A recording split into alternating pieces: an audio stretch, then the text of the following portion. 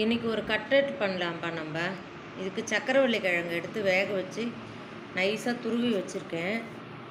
அது கூட வெஜிடபிள் போடலான்ட்டு கொஞ்சம் கேரட்டு, குடமிளகா, பச்சை பட்டாணி, கரம் மசாலா, தனி மிளகாத்தூள், தனியாத்தூள், உப்பு, மஞ்சத்தூள், சீரகத்தூள், ரஸ்க்கு பவுடர் இது எல்லாம் ரெடியாக எடுத்து வச்சுருக்கேன். இது எல்லாம் ஒன்றா கலந்து பிசைஞ்சு ஒரு கட்லெட் பண்ணலாம் நம்ம. வாங்க.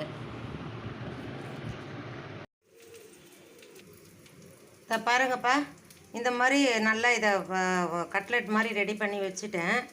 இப்போ இதை எண்ணெயிலலாம் போட்டு பொரிச்சு எடுக்கல. 2 ஸ்பூன் எண்ணெய் விட்டு அழகாக இதை இந்த மாதிரி பொரிச்சு எடுத்துட்டேன். இதை சூப்பராக வந்திருக்கு பாருங்கள் கட்லெட்.